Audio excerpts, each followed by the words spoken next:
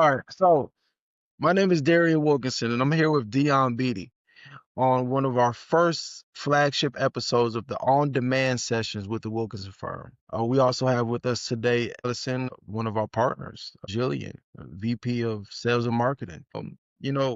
Today we want to talk about HR, legal, how they intersect, and one of the topics that we'll cover, Dion. What's the topic for today? Topic is discussing how to workers and specifically whether we classify them as independent contractors or we classify them as employees.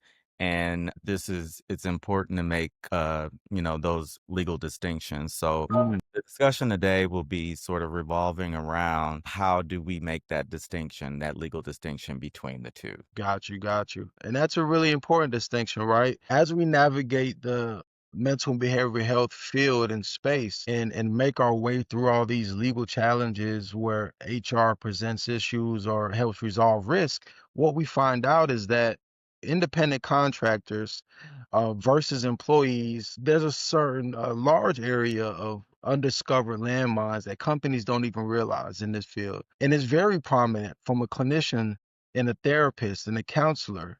The favorite ways to scale solo practices rely on that 1099 relationship, right? I have a buddy who's a therapist. I'm going to get them into our system. They're going to start doing assessments and taking clients. So today, what we wanted to do is shed light and having Dion, who is a practicing lawyer and a part of our legal team here at the Wilkinson firm, we want to demonstrate the knowledge behind it and put a microscope under some of the pitfalls providers or even people in other industries, auxiliary industries or non-related can run into.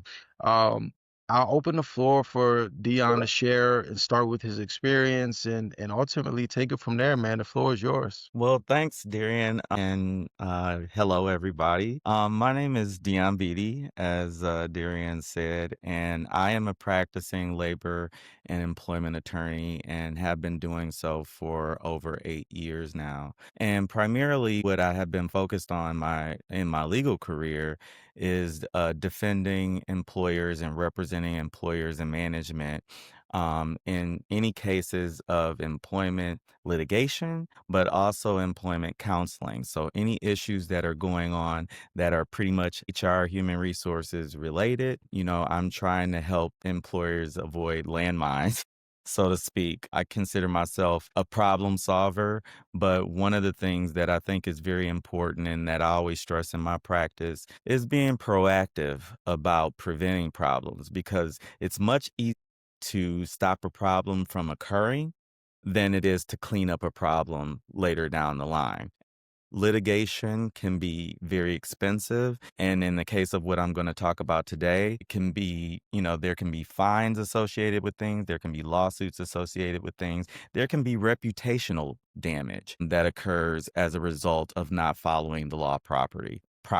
So I just kind of want to touch on some of those topics. Also, my background includes a 10-year stint prior to practicing law in human resources. So not only have I seen these issues as a practicing attorney, sort of putting out fires, if you will, but I've also been on the ground and been a part of the business and sort of helping manage employees. And I've worked at organizations of all levels from very large corporations all the way to small startup tech companies. So I've seen a lot. I had a breadth of experience. I've had some healthcare experience as well.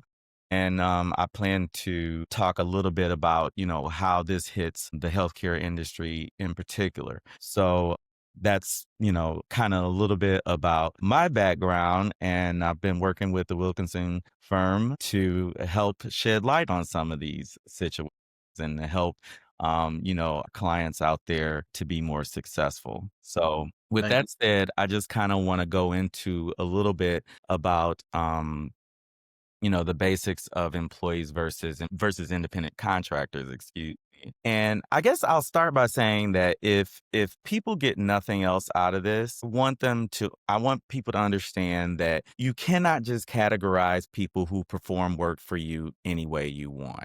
You cannot simply say this person will be a contractor, which, that is associated with the 1099 form, or this person will be an employee, which is associated with the W-2 form. So a lot of people refer to this as like 1099 versus W-2 employees.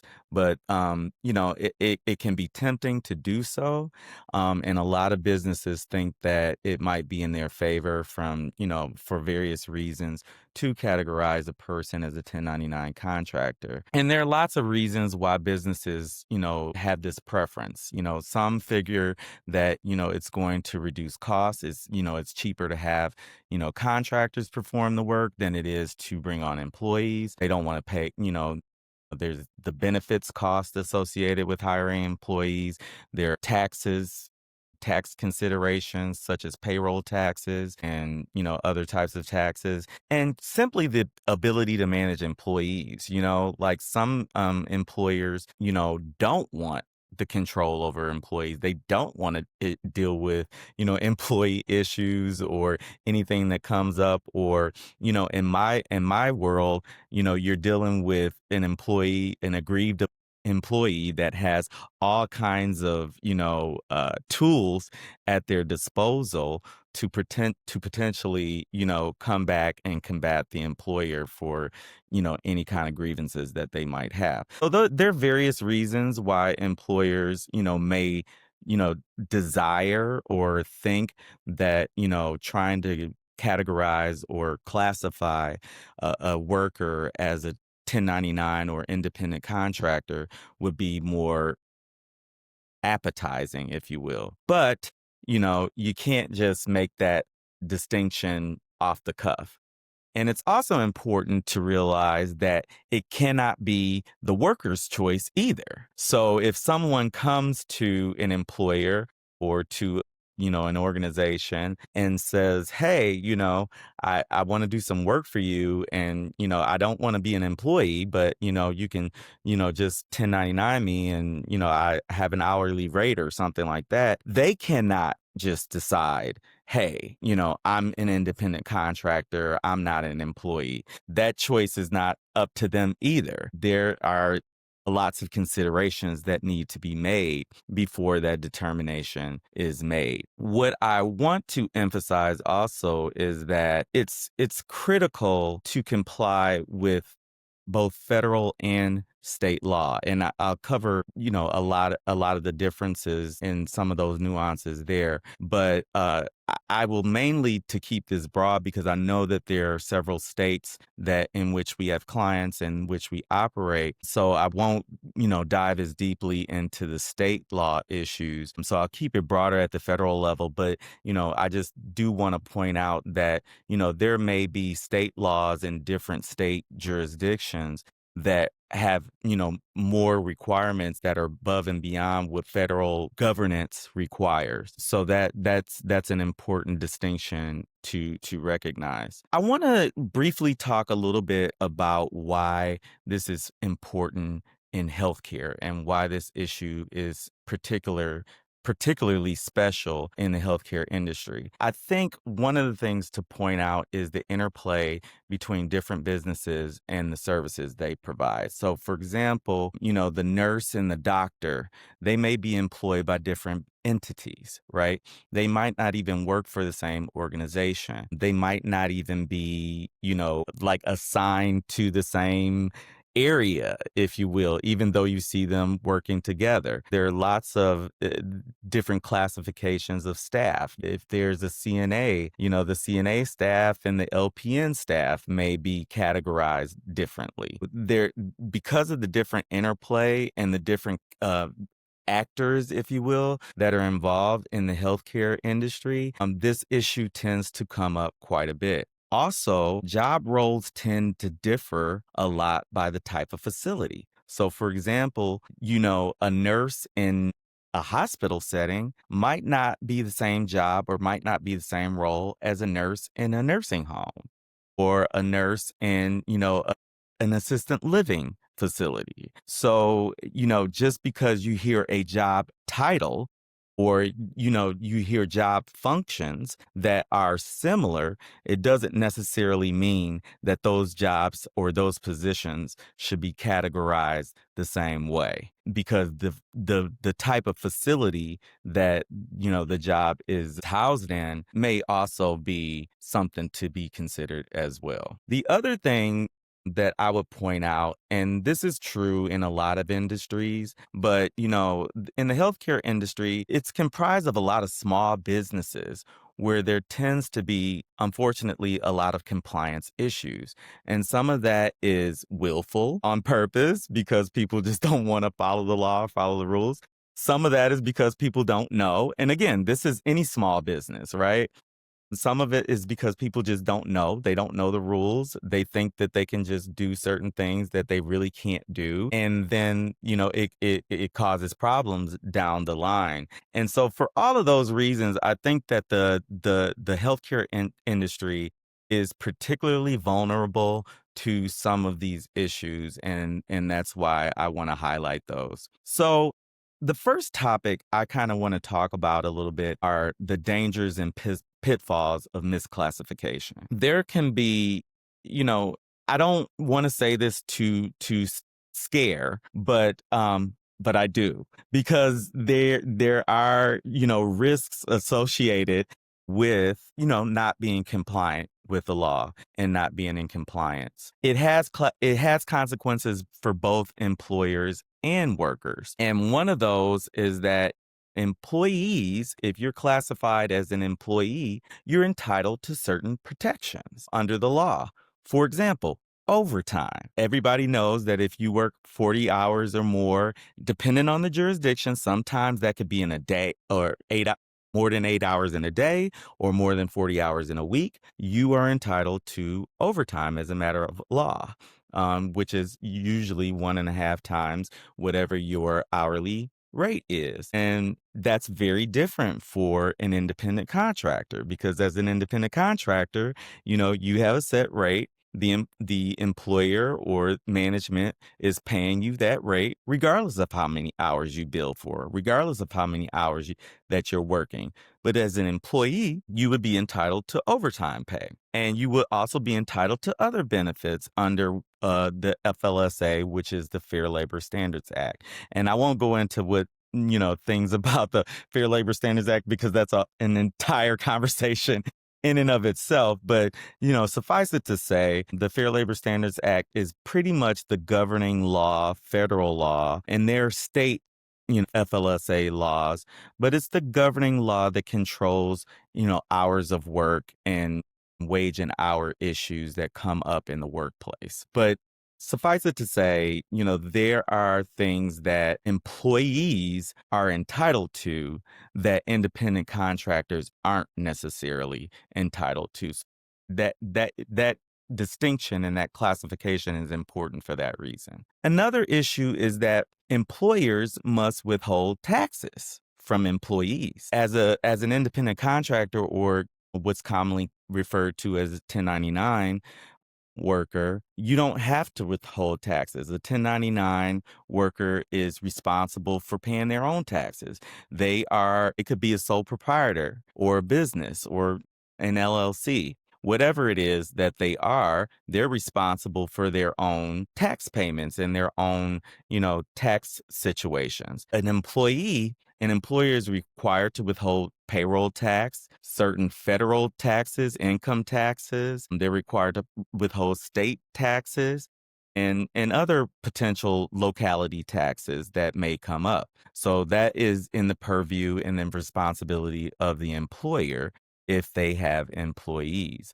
So again, that's important to point out, because employers have to be aware of that and have to have a setup for that type of employee employer relationship. The other thing, and by the way, this kind of goes without saying, but those tax issues could present issues with the IRS, both from the employer's perspective as well as the employee's perspective. So that's an important distinction to make because not only, are you running afoul of the law from, the Fair Labor Standards Act perspective, but you also may be running afoul of the IRS, which nobody wants to deal with. Yeah, nobody wants that.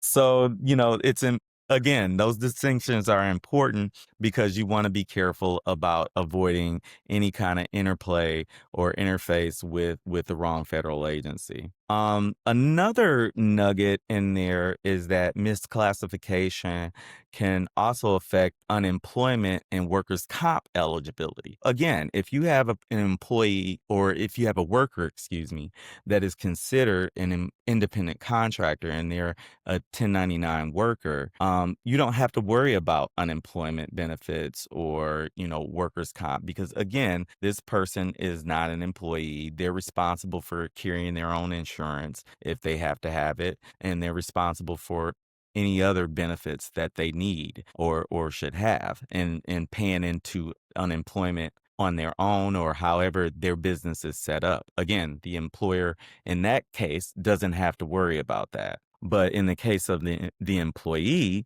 the employer is responsible for paying unemployment insurance and paying, workers' comp benefits, which are required in every state that I'm aware of. I don't think there's a state that I'm aware of that does not require an employer to do that. So again, another important point to present in terms of employer responsibility. Finally, I would say, penalties can cost thousands and sometimes, depending on the violation or the scope of the issue, millions of dollars to cure. And nobody wants to be put in a situation, particularly if it's a mistake that you make because you just aren't aware of how to be in compliance. You don't want to make that mistake, and that mistake can be potentially very costly to the organization. And when you're talking about a small business, whether it's a nursing home, whether it's a small doctor's group, whether it's an individual therapist or a group of therapists, you know, thousands of dollars of fines could be bankrupting to a small business. And so that is something that employers and organizations definitely want to pay attention to. And I said finally, but I'm going to add one last thing to that. Another thing to be aware of is that once you are fined, once you are exposed, so to speak, you may face future agency scrutiny from, a federal or state agency. They may want to audit you. They may want to, have you, makes reports or compliance reports to that agency if you've been in violation before. So again, you don't want to go down that rabbit hole because once you get down that rabbit hole, then now the eyes are on you and potentially because these organizations, the government organizations, although they may mean well, they have the business of oversight and they want to look like they're being proactive. They want to look like they're being effective as well. So if you get on their what list, you may find yourself there for a while. And so that's another consideration to make in terms of thinking about what the potential risks, dangers, and pitfalls are of misclassification. So again, I just stress that, this is not without risk. And I think that that's an important first point to make because I think that people often aren't aware of just how great the risks are if you do not, if you are not in compliance and if you do not classify workers properly. So moving on, I want to talk next a little bit about who's involved. And again, I want to keep this broad. So, I'm going to talk about the major federal agencies that are involved, but also know that, there are state agencies that are maybe the equivalent of the federal agencies or even different state agencies that may do similar things, or different states may break it down. Like, for example, we have the Federal Department of Labor, but, different states, they may have their own Department of Labor, or they may have sub agencies that do different pieces of what the Department of Labor does. But primarily, the Federal Department of Labor is an agency that enforces wage and hour rules under the Fair Labor Standards Act that we discuss. So again, if you're in violation of overtime, regulations, if you're in violation of laws pertaining to when an employee's schedule is, generated, those are things that the Department of Labor, has the purview over. The other agency that I want to discuss is the Internal Revenue Service, better known as your friend Uncle Sam, the IRS. And IRS is important for the reasons that I've discussed before, because they can come after you and, you can be audited by the IRS. But they also handle the tax classification and payroll responsibilities. So, when you are, as an employer, paying payroll taxes, for example, or other kinds of taxes on behalf of the employee, you're paying that to the the Department of the Treasury, or the, specifically the IRS. And you are definitely, responsible for that. And the IRS handles that portion of the employment relationship. And finally, and maybe less involved, but there's the NLRB, which is the National Labor Relations Board. And the National Labor Relations Board handles collective bargaining rights, better known as union activity. If there are, in a lot of organizations, and this is a brief aside, but a lot of people don't realize that even in a non-union setting, an organization is still subject to oversight by the NLRB. Why is that? The reason why is because an employee is still allowed to engage in protected concerted activity, regardless of whether they belong to a union, regardless of whether a union exists in that environment or not.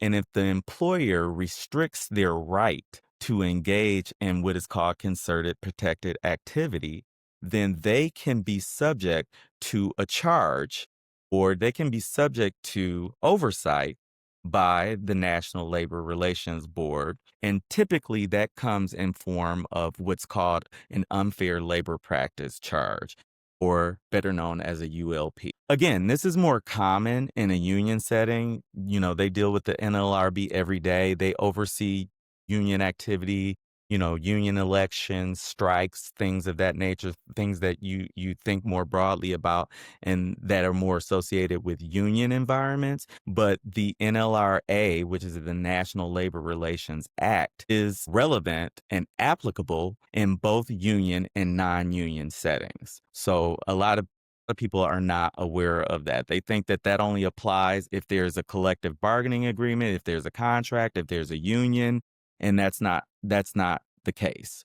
So there are classification purposes. If a person is an employee, they are subject to the NLRB or the National Labor Relations Act, which is the law that the NLRB regulates. So that's another important distinction, because again, if a person is an independent contractor or 1099 employee, they are not going to be subject to the NLRA, and the employer does not have that particular potential liability, right? Which is another reason why I think employers might prefer, that a person is an independent contractor versus being an employee, because they don't want to be potentially liable for, or have the risk of potentially getting an unfair labor practice charge, or the risk of, employees wanting to unionize. So even though, in today's, I believe the last statistics that I looked at suggested that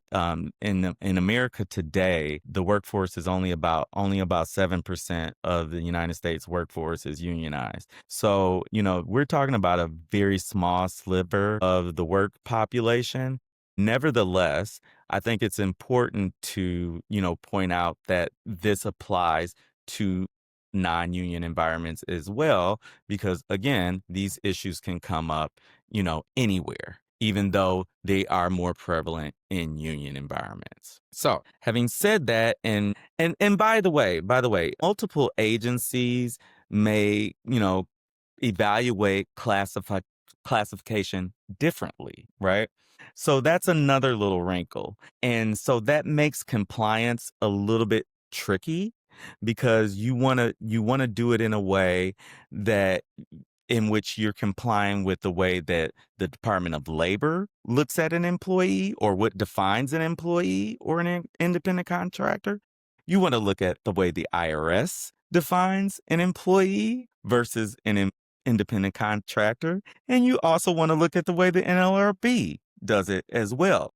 And all of those agencies have slightly different ways of determining what what that means to them and how they define that. So that's important. That's important as well. And finally, I'll just mention again, there are different state agencies that, have their own ways of interpreting that as well, and that you may have to have other types of compliance with respect to the classification between employees and independent contractors. Yeah. So, having said that, getting into the meat of this a little bit, I want to turn to talking about what are the factors that determine, whether a person is an employee or an independent contractor. And so, I'll start with the Department of Labor. Really, there are a lot of factors that they consider, but the main ones have to do with the amount of control that the employer has over the employee or over the worker, I should say, and also how economically dependent the employee or worker is on the employer or organization. And those are kind of the broad-based things that the Department of Labor looks at in terms of determining whether or not, a worker fits into one slot or the other. And to talk a little bit about specific factors related to that, one of them being sort of the opportunity for profit and loss, right? So if a person is an employee, they don't really have an opportunity for profit and loss, right? Like they come to work, they get a check, they agree to accept a certain salary or a certain pay rate, and that's that, right? Well, an independent contractor, let's say, for example, they agree to do certain work for you for, I don't know, $5,000. Yet the work that they do for you ends up costing them $7,000. They actually have taken a business loss, right? So that is a difference. Like, does that person have the ability to potentially take a loss or take a profit from the services that or the goods or services that they're providing to the organization? And that's an important consideration in determining whether that person fits into one slot or another. The other one would be the permanency, right? So one reason why people or organizations a lot and businesses like independent contractors is because they can end that relationship at any point, right? For any reason, and or the terms of the contract are fulfilled, all right, move on, right? Or I don't need this anymore, you know we can move on. It's not as easy to do that with an employee. Now, granted, in the United States, we, of course, unless are in a union environment or have a contractual arrangement, we have what's called at-will employment, meaning that the employee or the employer may terminate the employment relationship for, any reason, any non-discriminatory reason, I should say, or for no reason, right? At any time. But despite that, despite the fact that we have at will employment, you have to, I would always, of course, caution people about terminating employees and the reasoning behind terminating employees, because that could be, that could present risk to the organization. So you have to be careful about, the reasons why you terminate employees, even though they might be at wills quote unquote employees. But so if an employee looks more like, permanent, like they're, and in employment, we don't use the word permanent. We use the word regular employment. We don't use the word permanent employment, but by permanence, we just mean that, whether or not the employment relationship, you know, is meant to be sort of a continuous relationship, or whether it's, set at for a particular period of time, right? So with most independent contractors, usually, I mean, there are some relationships and some situations in which you might have a contractor that works for an organization for years, on a consistent basis. Less the norm. Typically, it's for a certain duration, and once that duration has ended, and typically, that relationship has ended. So that permanency factor is one that the Department of Labor considers heavily. I talked about control, and by control, I mean the amount of power that the employer or organization has over a worker, right? So, do I determine when they come to work, what their hours are, when they work, what they work on, how fast something's done, something, what is a level of productivity? So for example, if a person is a production employee, right? You know, how many widgets do I have to produce in an hour? If an employer or organization is setting that guideline, it's more likely that that person is going to be looked at as an employee. On the other hand, if, the employer or organization is like, hey, I got this goal and I'm paying you X to get me to this goal.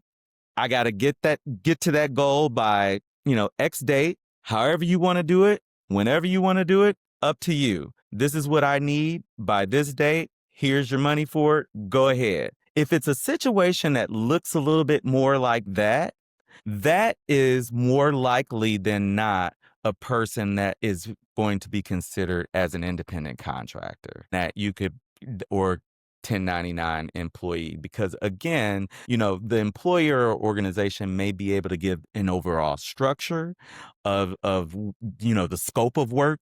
Some will call it a scope of work or SOW, but they're not necessarily dialing in or putting their hands on the day to day, or telling the worker exactly how that work needs to get done, right? And that's kind of the major difference between the two.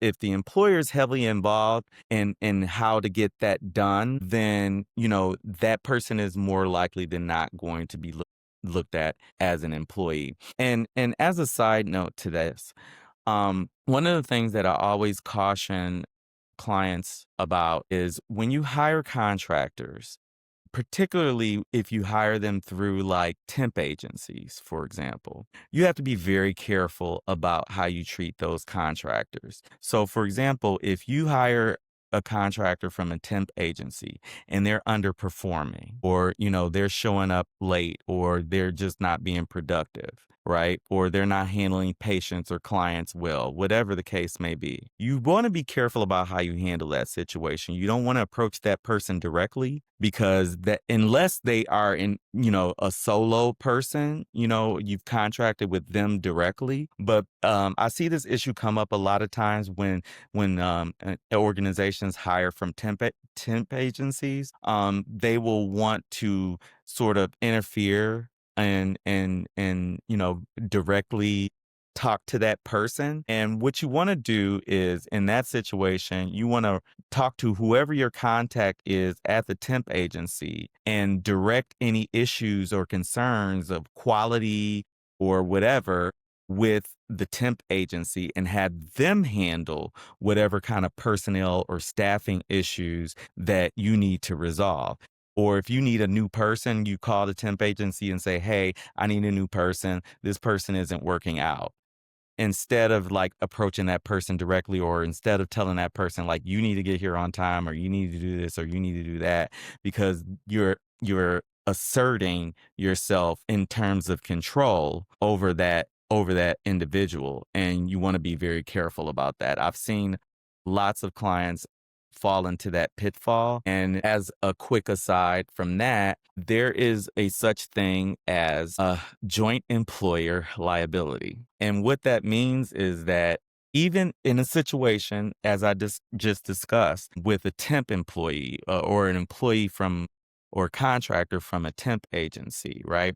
That person is an employee of the temp agency. They are not an employee of yours. However, if you're asserting, certain levels of control over that employee, you can be considered from a liability standpoint as a joint employer. Meaning that if that employee has any grievances, if they want to sue that organization, the temp agency, for any reason, there is a situation or a potential for the organization to be dragged into that and considered a joint employer. So again, there is a lot of risk that is involved in the treatment of contracting employees, and why you want to handle that with sort of kitten gloves, if you will, because you can, from a liability standpoint, you can be dragged into employee issues that may come up for employees that aren't even yours.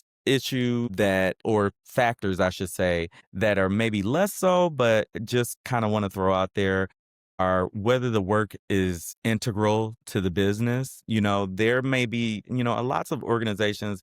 I mean, I think every employer would argue that if they're hiring for a position or if they have a position that it's integral to the business. I don't think any business wants to hire or think that they're hiring somebody that's not, meaningful and necessary for the business. However, there are certain employees that, like that are, I guess, for lack of a better word, replaceable or whatever, as opposed to an independent contractor. If they are, not able to perform the work, then you don't have the expertise to do it, right? So if they're integral to the business, if their skill set is necessary to be able to perform the work, then it's more likely that they may be considered an independent contractor, if that makes any sense. So, kind of looking at it broadly, independent contractors or 1099 employees, that's about having ownership. That's about having control. That's about being able to, you know, pretty much set your own guidelines. Being an employee looks a little bit different. And the more that it starts to look different from that, the more the Department of Labor is going to consider that person an employee. The IRS, as a note, actually has a 20-factor test that they use to determine whether or not a person is an employee or an independent contractor. And obviously, I'm not going to go through the 20 factors that they use to determine that. But the point I'm making in bringing that up is just to say that there's a lot that they consider, in determining that. And at the end of the day, what it turns into is what I like to call, or in what they call in the legal world, totality of circumstances analysis, right? So it's not about whether there's any one individual factor that's overriding or that's more important than the other, I should say. Like I said, control and economic independence are the main broad issues that are looked at, but it's not any one factor that overrides another. It's really just, okay, how does this picture look? It's kind of a Rorschach test, if you will. Like, okay, does this look like a blob or does it look like, an employee, right? If it looks like a blob, that person is probably an independent contractor.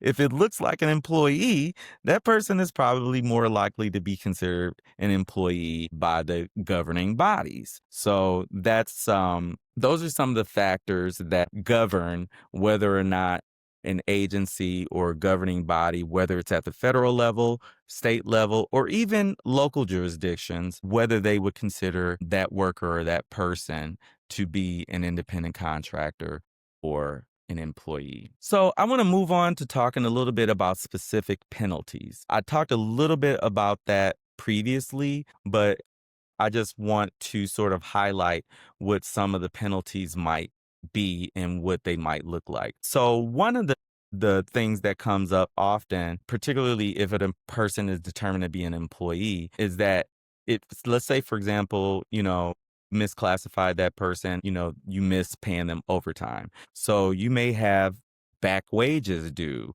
or, overtime liability.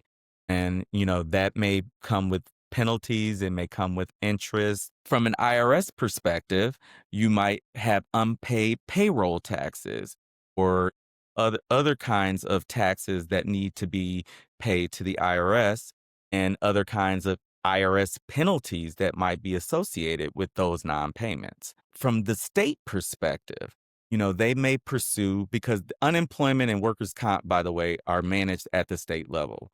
That's not a federal level, situation. But from a state perspective, they may pursue unpaid unemployment insurance or workers' compensation premiums. So that could be the case too. Individual lawsuits. People can sue you, right? So if you misclassified them, if I'm an employee, and you misclassified me as an independent contractor, I may be able to sue you directly, right? For damages. So you could be looking at, some kind of lawsuit in state or federal court that you have to defend. Again, that could potentially be a major cost. I started off talking about how litigation is expensive. It's very expensive. And even if you win, and there's no upside, by the way, as a defense attorney for 8+ years, there's no upside to a lawsuit for a defendant, for an employer, right? If you win, you're still out legal costs and fees. If you settle, you still have to pay them something, right? Maybe you've avoided a lawsuit. Maybe you've avoided a trial or going to court, but there's still an significant expense to that. And for the small business owner, for the small physicians group, for the small nursing home, that could be a significant hit and a significant cost. Finally, there can be other financial and reputational risks from that. So if you become known as, the employer or the organization that, is trying to avoid hiring employees to save costs, and you become known as the organization that's misclassifying employees for your own financial gain, then that can cause you potential reputational damage from from an employee, or from a hiring standpoint, from an attractive employer standpoint, and also from a client standpoint, and from a business standpoint. Well, I think that it's again, those are some specific ways in which misclassification can hurt an organization. And so therefore, I just stress that it's important that, you think very, very heavily and very consciously about these issues. I want to talk about best practices and some takeaways. So I'll turn a little bit to best practices. So, okay, what do I do to sort of avoid these pitfalls and avoid these issues that come up, right? I would say, first and foremost, you want to review these relationships, keeping in mind the factors that I discussed that these governing bodies are looking at. Needs change, positions change, facilities change. And so don't think that just because somebody's classified a certain way today as an independent contractor, for example, and that is in compliance, don't think that that might be the same case next year. Things change. The law changes, regulations change, state jurisdictions, state laws change, and the things that the employer requires, business needs change. And so it's worth reviewing for those people that you've classified as both employees and independent contractors. It's worth reviewing those relationships, on a pretty regular basis to make sure that you're still, in compliance, and that it's still, that particular relationship still makes sense, and it's still, relevant given the current legal landscape, given the current business needs, given the current job duties or expectations, whatever you're expecting out of that role. So that's one. The other thing I want to highlight is that written contracts help, but which is what you would have in most cases with an independent contractor, but substance outweighs form, right? Just because you have a contract doesn't mean it's written well, first of all.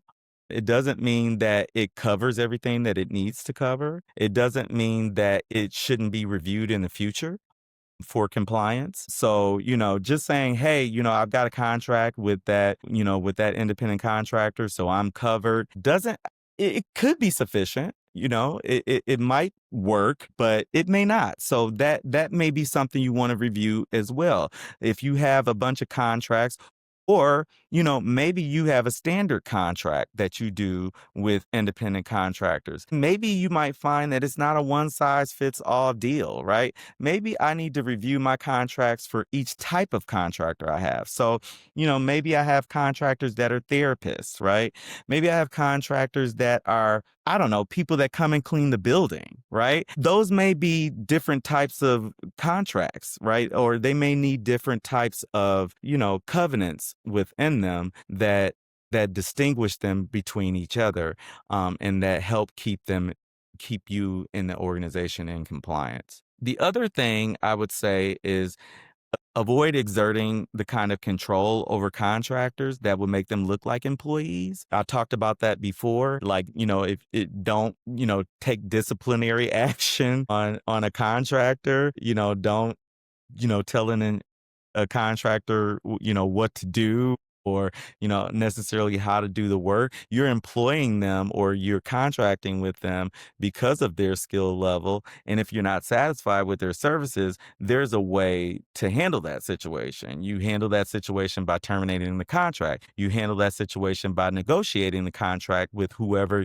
you have contracted with, whether that be that individual or whether that be an organization that individual belongs to or is employed by. But, you want to avoid, exerting any kind of control, or as much control as necessary over that contractor. And you want to revisit those classifications periodically. And finally, of course, I can't stress enough, when you're in doubt, seek help, contact a legal professional, or in some cases, a tax professional, right? Because, not every organization is equipped with knowing exactly how to, do payroll taxes and how to do withholdings and how to do the proper withholdings. And again, it's different in every jurisdiction. In their local jurisdictions that may have different requirements as well. So you want to make sure that if you're in doubt about anything,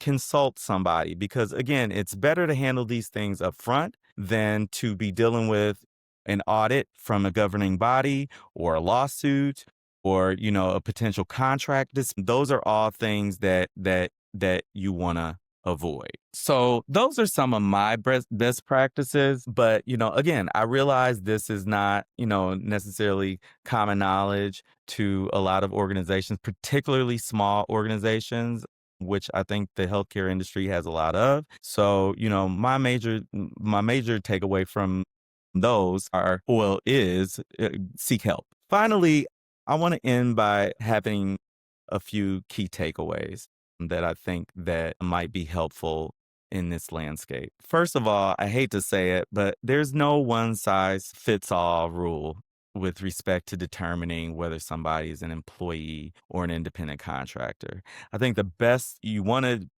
position yourself so that you can make the best case for however you classify a person, right? You want it to be what I call defensible. You want to put yourself in a position so you can say to a governing body, you can say to the DOL, look, this is why, in good faith, I believe this person is an independent contractor.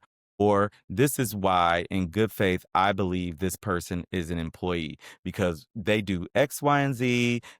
We have them in the system. They report to us every day. We do their performance reviews. they report to us for a certain amount of time. We need them to do these pieces of work daily. So those are you want to make sure that you're able to make your case, because these things are determined a lot of times when there's a conflict, when there's an issue. These things are often determined on a case by case basis. As I said at the beginning, different agencies apply different tests. So, you want to make sure that, you're paying attention to that. I want to stress again that the central themes here are control and economic dependence. So the more that an employer basically controls the work life of someone's work life, the more likely they're going to be considered an employee, and vice versa. And finally, misclassification can be very costly, as I mentioned. And so being proactive about compliance is really, really essential in this particular realm, because there's so many potential pitfalls for penalties, lawsuits, joint employer liability, all of those things that I mentioned before that you just don't want to have to deal with. You can avoid that, you're going to avoid a cost. A lot of people think that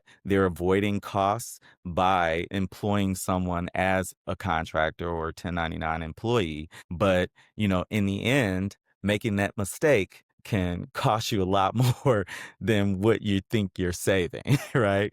So you want to be mindful of that. If you're unsure or you just don't know, call us. So that's my spiel.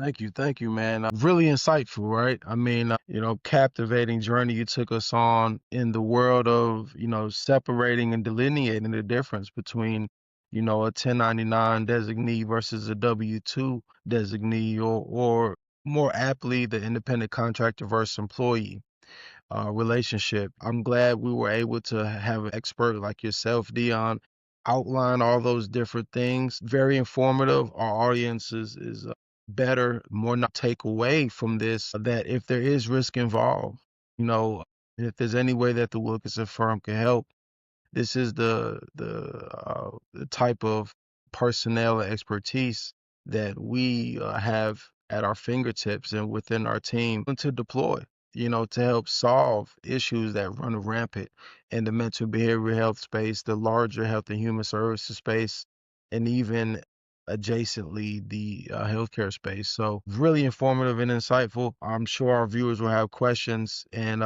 we'll be hearing from you soon on the follow up. So thank you. Any last words, Allison or Jillian, before we sign off? It was great, Dion. Thank Thank you you. very much.